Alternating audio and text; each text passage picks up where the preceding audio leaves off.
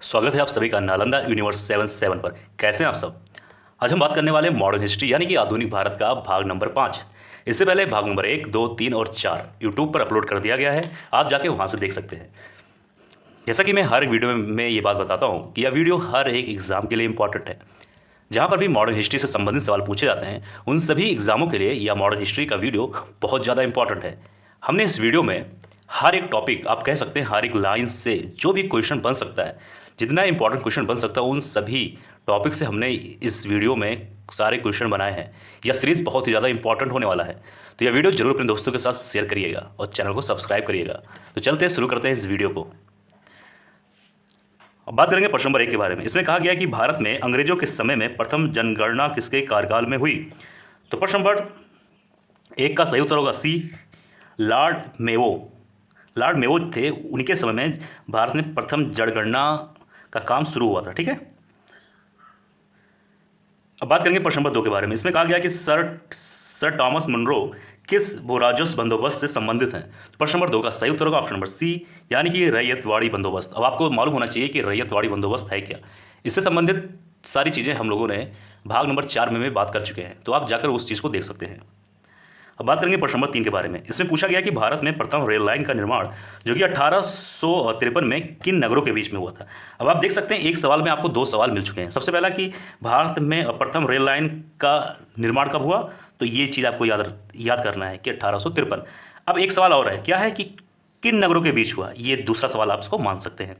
तो प्रश्न नंबर 3 का सही उत्तर होगा ऑप्शन नंबर बी, यानी कि बम्बई और थाने। ये काफ़ी आसान सा सवाल था क्योंकि हम सब बचपन से इसके बारे में पढ़ते आ रहे हैं। ठीक है, बात करेंगे प्रश्न नंबर 4 के बारे में। इसमें कहा गया है कि स्वतंत्रता पूर्व अवधि में, एक मिनट, ब्रिटिश सरकार द्वारा भारत में आधुनिक शिक्षा के प्रसार का मुख्य उद्देश्य था।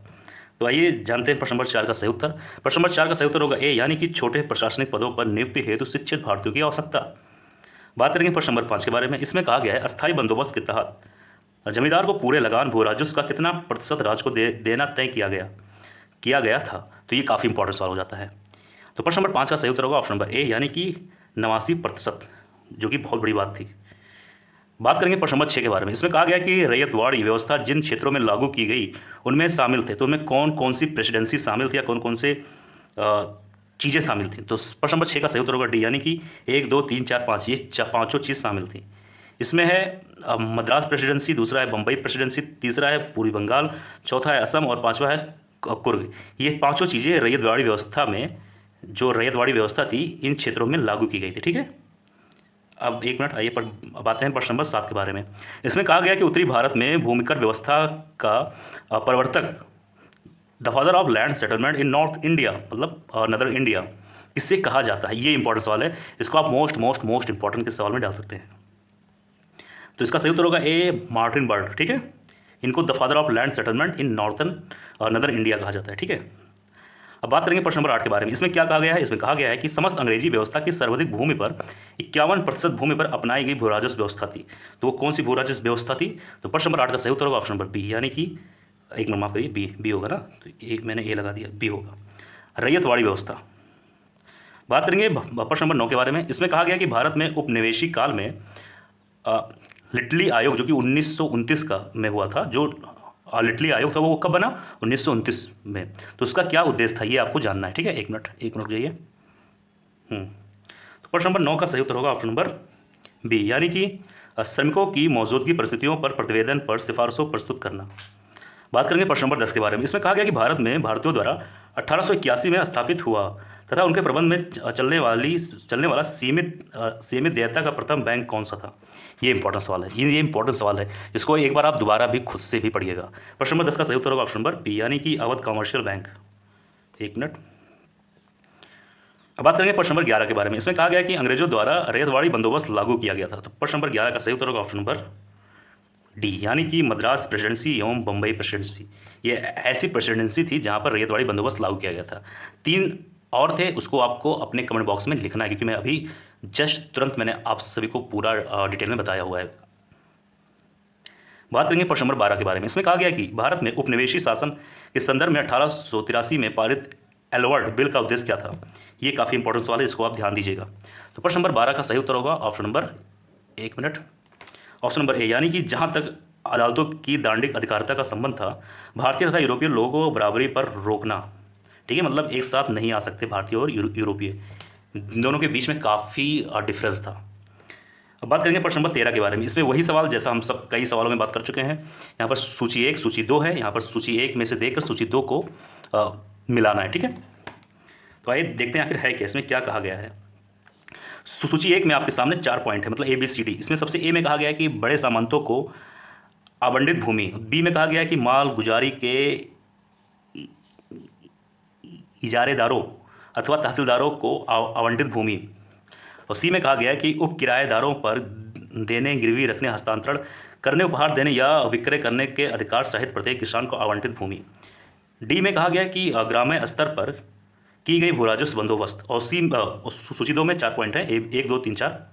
तो सूची 2 का जो पहला पॉइंट है मतलब एक, उसमें कहा गया है जागीरदारी प्रणाली, दूसरा है रैयतवाड़ी प्रणाली, तीसरे में है महलवाड़ी प्रणाली और चौथे में है जमींदारी प्रणाली।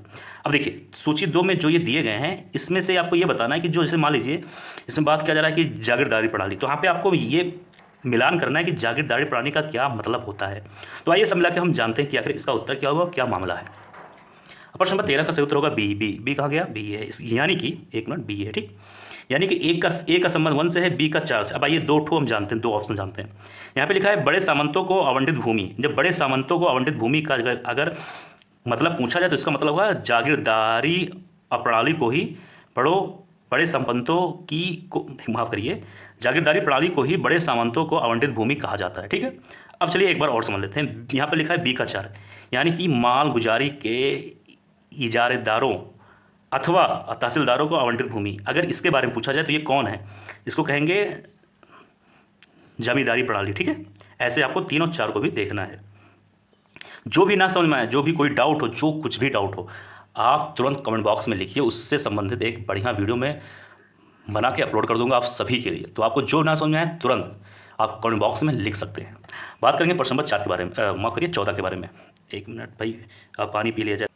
तो प्रश्न नंबर 14 में कहा जा रहा है कि ब्रिटिश शासन के दौरान भारत में उद्योगों का कोई स्वतंत्र विकास नहीं हुआ, इसका क्या कारण था। ये काफ़ी अच्छा सवाल है। प्रश्न नंबर 14 का सही उत्तर होगा ऑप्शन नंबर ए, यानी कि भारी उद्योगों का अभाव। अब बात करेंगे प्रश्न नंबर 15 के बारे में। इसमें दिया गया है कि यद्यपि भारत के व्यापार पर 1813 के चार्टर एक्ट द्वारा कंपनी के एकाधिकार को समाप्त कर दिया गया, परंतु फिर भी किस वस्तु का व्यापार केवल कंपनी के लिए ही सुरक्षित रखा गया। इस चीज़ को ध्यान से खुद भी आप पढ़िए। अब देखिए जो भी सवाल मैं आपको यहाँ पर पढ़ के समझा रहा हूँ, उसको सॉल्व करा रहा हूँ। आपको कोई भी सवाल में अगर डाउट हो तो आप एक बार फिर से वीडियो को रोक कर आप खुद भी इस चीज़ को एक बार जरूर पढ़ा, आप जरूर उस चीज़ को आप पढ़ा करें। इससे क्या होगा कि आपको खुद सवाल को पढ़ना और समझने की शक्ति और ज़्यादा होती चली जाएगी। ठीक है, तो प्रश्न नंबर 15 का जो सही उत्तर होगा वो है ऑप्शन नंबर सी, यानी कि चाय। अब आइए बात करेंगे प्रश्न नंबर 16 के बारे में। इसमें कहा गया कि ब्रिटिश ईस्ट इंडिया कंपनी का व्यापारिक अधिकार अंतिम रूप से किस एक्ट के तहत समाप्त किया गया। तो प्रश्न नंबर 16 का सही उत्तर होगा ऑप्शन नंबर बी, यानी कि 1833 का चार्टर एक्ट। भाई देखेंगे प्रश्न नंबर 17। इसमें कहा गया है कि अस्थायी बंदोबस्त जो कि 1793 के अंतर्गत जमींदारों से अपेक्षा की गई थी कि वे खेतिहारों को पट्टा जारी करेंगे। अनेक जमींदारों ने पट्टा जारी नहीं किया, इसका क्या कारण था भाई, आइए जानते हैं। प्रश्न नंबर 17 का सही उत्तर होगा बी, यानी कि जमींदारों के ऊपर कोई सरकारी नियंत्रण नहीं था। अब जब सरकारी नियंत्रण ही नहीं होगा तो भाई वो क्यों पट्टा जारी करेंगे, ये तो आप खुद ब खुद जान सकते हैं। बात करेंगे प्रश्न नंबर 18 के बारे में। ये तो भाई बहुत लंबा सवाल है, लेकिन फिर भी हम आप सभी के लिए इस सवाल को बढ़िया तरीके से पढ़ा जाएगा और उसका उत्तर दिया जाएगा। प्रश्न नंबर 18 में क्या कहा गया है कि ब्रिटिश भू राजस्व, 1 मिनट इसको ऑन कर लें, ब्रिटिश भू राजस्व व्यवस्था के संदर्भ में इन कथनों पर विचार करना है। यहाँ पे आपके सामने 3 पॉइंट दिए गए हैं, ये देखते हैं। पहला पॉइंट 1 में है कि अस्थायी बंदोबस्त के तहत सरकार ने जमींदारों से हमेशा के लिए लगान निश्चित किया, इसी कारण से अस्थायी बंदोबस्त कहा गया। अब देखिए यहाँ पर अस्थायी बंदोबस्त के बारे में बताया गया है, लेकिन ये सही है कि गलत, इसके बारे में अभी मालूम चलेगा जब उत्तर मालूम होगा। ठीक है, 2 में कहा गया कि 1 मिनट, 2 में क्या कहा गया है कि रैयतवाड़ी व्यवस्था के तहत सरकार ने रियायतों से लगाने निश्चित किया, किसी कारण इसे रैयतवाड़ी व्यवस्था कहा गया। अब चलिए 3 पे देखते हैं। महलवाड़ी व्यवस्था के तहत प्रत्येक खेत के आधार पर भू राजस्व निर्धारित नहीं किया गया, बल्कि प्रत्येक महल जागीर का एक भाग के अनुसार निश्चित किया गया। अब भैया आप ये मान के चलो हम लोग को कुछ नहीं पता। अब आइए उत्तर देखते हैं आखिर क्या मामला है। सही उत्तर होगा डी, यानी कि 1 2 3, यानी कि जो ये तीनों में बात किया जा रहा है भाई ये तीनों सही हैं, एक भी गलत नहीं है। ठीक है, अब जैसे कि मान लीजिए 3, अब आपको ये मालूम करना है कि भाई ये महलवाड़ी व्यवस्था क्या था? तो आइए देखते हैं कि महलवाड़ी व्यवस्था क्या है। ये क्या है?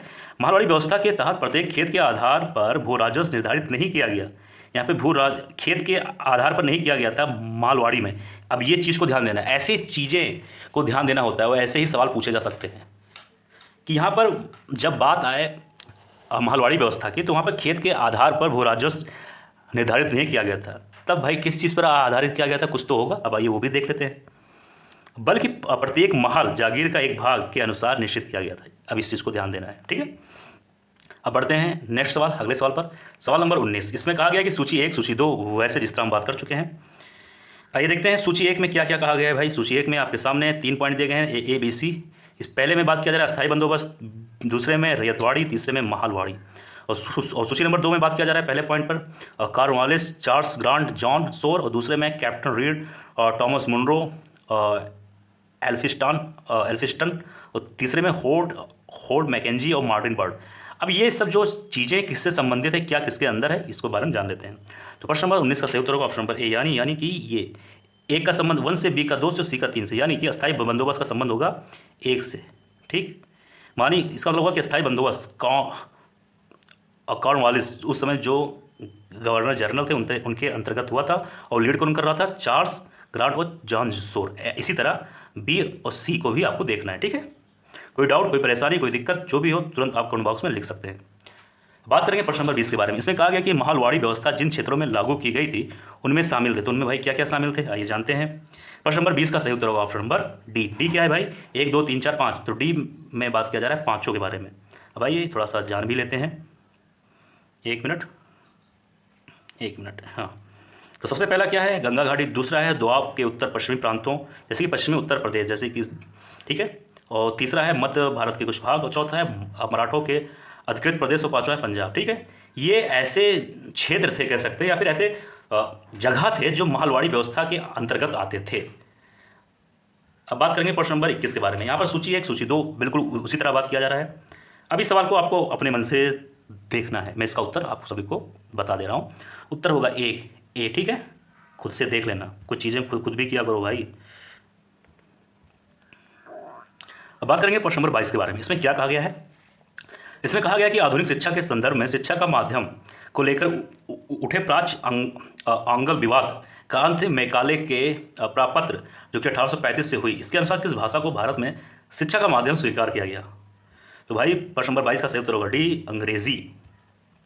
बात करेंगे प्रश्न नंबर 23 के बारे में। इसमें क्या कहा गया है? इसमें कहा गया है कि भारतीय शिक्षा का मैग्ना कार्टा मतलब कि महाधिकार पत्र किसको कहा जाता है? ये इंपॉर्टेंट सवाल है, इसको इंपॉर्टेंट मोस्ट जितना भी हो सकता है लिख लीजिए। ये एग्जाम में पूछा जा सकता है कभी भी, किसी भी एग्जाम में, खासतौर पर यूपी पीसीएस या फिर किसी भी पीसीएस एग्जाम के लिए तो भाई ये कह सकते हैं कि रखा हुआ सवाल है। 23 का सही उत्तर होगा ए, उड के घोषणा पत्र यानी कि डिस्पैच 1854। प्रश्न नंबर 24 में क्या कहा जा रहा है, आइए वो भी देख लेते हैं। इसमें कहा जा रहा है कि किसने 1911 में प्राथमिक शिक्षा को निःशुल्क एवं अनिवार्य बनाने वाला विधेयक इंपीरियल लेजिस्लेटिव, मैं एक बार ऐसे कर देता हूँ, प्राथमिक शिक्षा को निःशुल्क एवं अनिवार्य बनाने वाला विधेयक इंपीरियल लेजिस्लेटिव काउंसिल में प्रस्तुत किया, जिसे प्राथमिक शिक्षा का मैग्ना कार्टा कहा गया। तो भाई प्रश्न नंबर 24 का सही उत्तर होगा ए, गोपाल कृष्ण गोखले। बात करेंगे प्रश्न नंबर 25 के बारे में। इसमें कहा गया है कि शिक्षा से संबंधित आयोग और समिति की पहचान करें। यहाँ पर आपके सामने 4 पॉइंट दिए गए हैं, आपको क्या करना है? शिक्षा से संबंधित आयोग समिति की पहचान करना है। तो प्रश्न नंबर 25 का सही उत्तर होगा डी, यानी कि 1 2 3 4 चारों पॉइंट सही हैं, ठीक है।